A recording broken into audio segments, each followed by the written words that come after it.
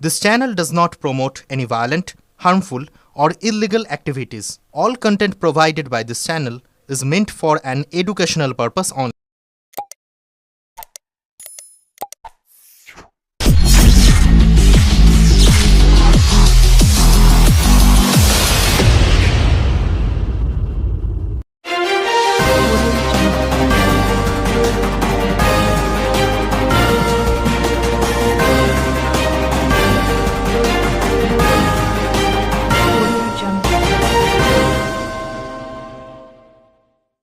আজ হুগলি জেলার এবিটিএ এবং এবিপিটি এর আহ্বানে রাজ্য সরকারের অপদার্থতায় 2016 সালের পুরো প্যানেল বাতিলের প্রতিবাদ।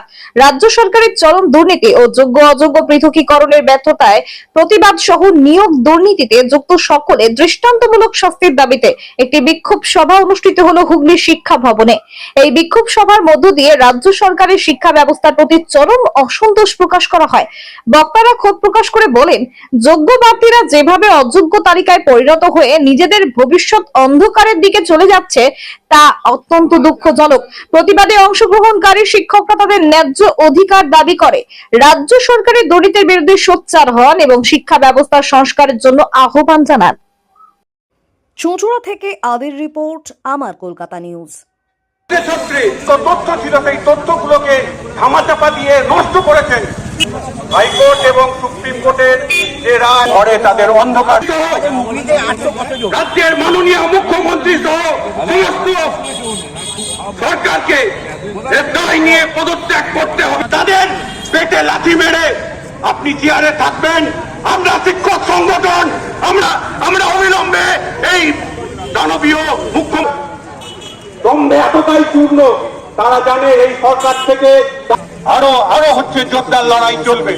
বলতে পারি না যে তোমরা শূন্য হয়ে গেছো, আমরা বলছি হ্যাঁ, আমরা বামপন্থীরা আমরা শূন্য বলেই আজকে শিক্ষাক্ষেত্র শূন্য, আমরা শূন্য বলেই আজকে স্বাস্থ্যক্ষেত্র, আজকে সমস্ত পশ্চিমবাংলাটা শূন্যের দিকে নিয়ে যাচ্ছে।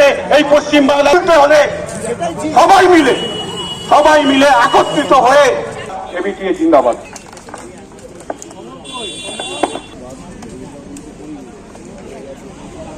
বক্তব্য রাখলেন আমাদের সিঙ্গুর আঞ্চলিক শাখার সহ সম্পাদক সুকাজল দাস।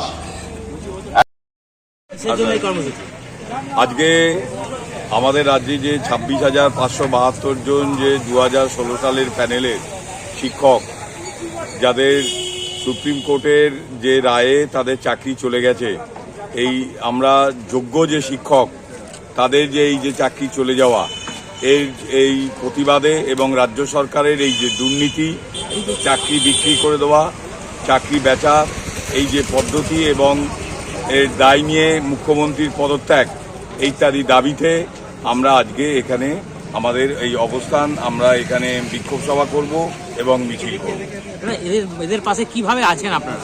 আমরা প্রথমে নিখিলবঙ্গ শিক্ষক সমিতি বা এবিসি এর পক্ষ থেকে যারা যোগ্য শিক্ষক আমাদের রাজ্যে এই 2016 প্যানেলে, তাদের জন্যে আমরা সুপ্রিম কোর্টে এই কেসের আমরা অন্তর্ভুক্ত হয়েছি, তাদের জন্য কেস লড়েছি।